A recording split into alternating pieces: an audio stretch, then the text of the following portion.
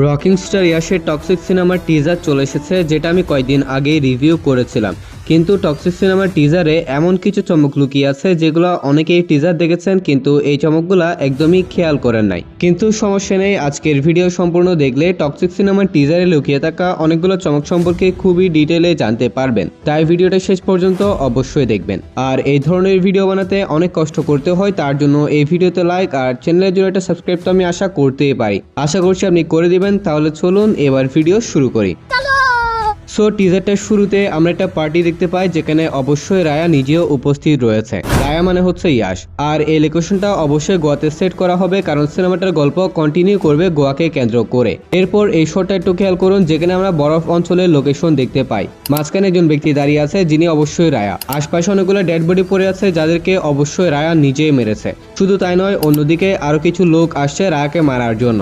এবং রায়া যেখানে দাঁড়িয়ে আছে, এরকম একটা পোস্টার কিন্তু আমরা সিনেমার টিমের পক্ষ থেকে রিলিজ হতে দেখতে পেয়েছিলাম। তো যেমনটা আমি বলেছি, সিনেমাটার গল্প সেট করা হবে গোয়াকে কেন্দ্র করে। কিন্তু এই শোটা দেখার পর এটা তো কনফার্ম যে টক্সিক সিনেমার মধ্যে আরো কিছু ইন্টারন্যাশনাল লোকেশন দেখানো হবে।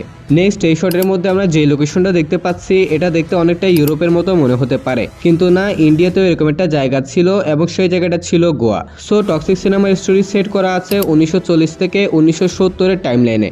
আর ওই সময়টাতে ইন্ডিয়া ইংরেজদের থেকে আজাদ হয়ে গেলেও গোয়াতে 1960 সাল পর্যন্ত পর্তুগিজদের ডোমিনেশন ছিল, এবং তারাই গোয়ার বেশ কিছু জায়গাতে এই ধরনের রাস্তাঘাট এবং ঘরবাড়ি করে গিয়েছিল। সো এই সিনটা গোয়ারই সিন। সিনেমার টিম ব্যাপারটাকে মাথায় রেখেছে, এটা কিন্তু তাদের গুড ডিটেলিং এর একটা পার্ট। তাই সিনেমার টিমের জন্য এটা তালি হয়ে যাক।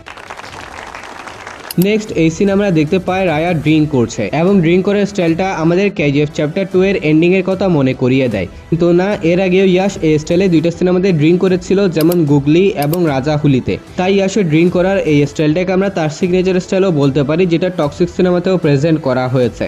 নেক্সট এবং অনেক ইন্টারেস্টিং একটা পয়েন্ট, নেক্সট এই সিনে যে কার দেখানো হয়েছে, এখানে কারের নাম্বার প্লেটটা একটু খেয়াল করুন, যেখানে লেখা রয়েছে GP6605।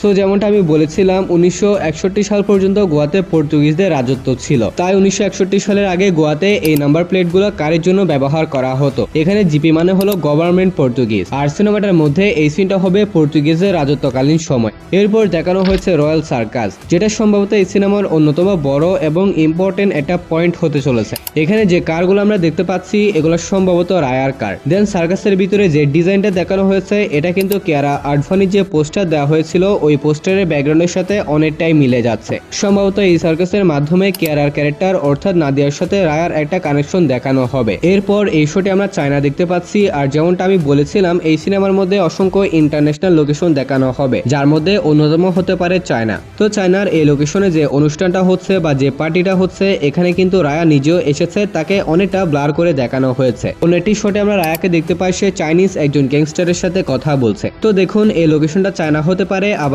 ইন্ডিয়াতেও হতে পারে, কারণ 1940 থেকে 1955 সাল পর্যন্ত ইন্ডিয়ার কলকাতাতে চায়না টাউন ছিল। আর ওই সময়টাও কিন্তু এই সিনেমার টাইমলাইনের সাথে অনেকটা ম্যাচ করে যাচ্ছে। অন্যদিকে রায়া কেন এখানে চাইনিজ গ্যাংস্টারদের সাথে দেখা করতে এসেছে, সেটা একটু পরেই জানতে পারবেন। নেক্সট একটা শটে আমরা দেখতে পাই ট্রাক থেকে বেশ কয়েকজন ব্যক্তি বের হয়ে ফায়ার শুরু করেছে। এরপর টিজারে আরো বেশ কয়েকটা সিন দেখানো হয়, যেখানে একটা কার ব্লাস্ট হচ্ছে, একজন ব্যক্তি মিসাইল গান দিয়ে মিসাইল মারছে। তো এই তিনটা শট কিন্তু একটা সিনারি পার্ট, কারণ এই সিনে দেখুন সামনে ওই সেম ট্রাক, ওই ব্যক্তিরা দাঁড়িয়ে আছে, সামনে সেম ভাবে কিছু গাড়ি রাখা আছে, যা এটাই প্রমাণ করে দিচ্ছে যে আলাদা আলাদা এই তিনটা শট এই একটা সিনারি পার্ট হবে। তো এই সিনের মধ্যে একটা গ্যাং এর সাথে অন্য একটি গ্যাং এর ফাইট লেগেছে, কিন্তু এখানে রায়ার গ্যাং কার উপর হামলা করেছে নাকি রায়ার গ্যাং এর উপর হামলা হয়েছে, সেটা তো সিনেমা আসলে তখন ক্লিয়ার হওয়া যাবে। নেক্সট একটা শটে আমরা দেখতে পাই রায়া একটি ট্রেনের সামনে দাঁড়িয়ে আছে। তো রায়া এখানে দাঁড়িয়ে আছে কারণ সিনেমাটা গল্প যে টাইমলাইনকে কন্টিনিউ করবে, ওই সময়টায় পর্তুগিজরা আফিম পাচারের জন্য ট্রেন লাইন ব্যবহার করতো, যা তারাই বানিয়েছিল।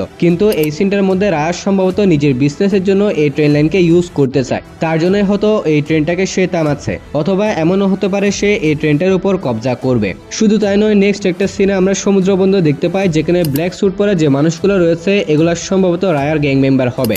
তারা সম্ভবত এই বন্দরটাকে কবজা করতে এসেছে। আর এখানে আরেকটা ইন্টারেস্টিং ব্যাপার আছে, আর সেটা হলো ব্রিটিশ মনোবলিকে ভাঙার জন্য 18 এবং 19 সেঞ্চুরিতে পর্তুগিজরা আফিমের ট্রেড সমুদ্রপথে শুরু করে দিয়েছিল, কিন্তু তারা এই আফিমগুলো বিক্রি করতো কার কাছে জানেন? চায়নার কাছে। এবং এই কারণেই চায়নার আগের সিনটার মধ্যে রায়া চাইনিজ গ্যাংস্টারের সাথে দেখা করেছিল। আশা করছি বুঝতে পেরেছেন, কারণ রায়া সম্ভবত তার আফিমগুলোকে চাইনিজ গ্যাংস্টারদের সাথে ডিল করবে এবং সমুদ্র বন্দরে কবজা করার পরই হয়তো সে চাইনিজদের সাথে দেখা করতে যায়। এবং সম্ভবত সিনেমাটার গল্পে আফিম এই নেশাজাতীয় দ্রব্যটাকে বা এই সিন্ডিকেটটাকে অনেক ইম্পর্টেন্ট ভাবে হাইলাইট ভাবে প্রেজেন্ট করা হবে। নেক্সট এখানে আমরা একটা প্লেন দেখতে পাই। এই প্লেনের নামটা আমি জানি কিন্তু বলছি না, কারণ এটা অনেক লম্বা। সো এটা একটা মিলিটারি প্লেন যেটাকে যুদ্ধে ব্যবহার করা হয়। হয়তো সিনেমাটার মধ্যে যুদ্ধের একটা অ্যাঙ্গেল দেখানো হবে। নেক্সট এই সিনের মধ্যে আমরা সেই কবরস্থান গ্রেভিয়ার্ড দেখতে পাই, যেটা আমরা রায়ার ইন্ট্রোডাকশন টিজারে দেখতে পেয়েছিলাম, যা এটাই প্রমাণ করে দিচ্ছে যে ইন্ট্রোডাকশন টিজারে যা কিছু দেখানো হয়েছিল সেগুলো সিনেমার সিকোয়েন্সের একটা পার্ট। সো এখন এই সিনটা একটু দেখুন, যেখানে সব গ্যাং মেম্বাররা একদিকে গান পয়েন্ট করে রেখেছে, যেটা পসিবলি রায়ার উপর হতে পারে, কারণ ইন্ট্রোডাকশন টিজারটার মধ্যে আমরা দেখতে পেয়েছিলাম রায়া গ্রেভিয়ার্ডে একাই এসেছিল। নেক্সট একটা সার্কাসের সিন ছিল যেটা অনেক দুষ্টু ছিল, আমি দেখাবো না।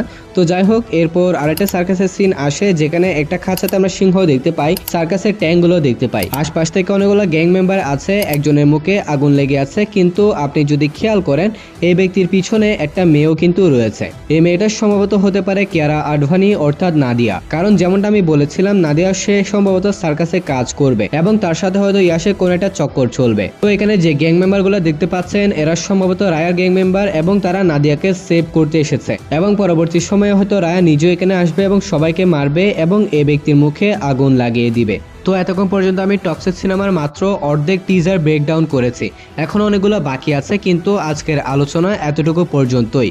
আর একটা ভিডিওতে বাকি থাকা বিষয়গুলো নিয়ে আমি কথা বলবো। এখনো অনেক মজার এবং ইম্পর্টেন্ট ডিটেলস বাকি আছে, যেগুলো আমি নেক্সট একটা ভিডিওতে শেয়ার করব। এই ভিডিওটা অনেক লম্বা হয়ে যাবে, তাই আমি এই টপিকটাকে দুই ভাগে ভাগ করেছি। তো এই ভিডিওটা ভালো লাগলে ভিডিওতে লাইক আর চ্যানেলটা সাবস্ক্রাইব করতে ভুলবেন না। তাহলে দেখা হবে পরবর্তী আরেকটি ভিডিওতে। ততক্ষণ ভালো থাকবেন, সুস্থ থাকবেন, টেক কেয়ার, আল্লাহ হাফেজ।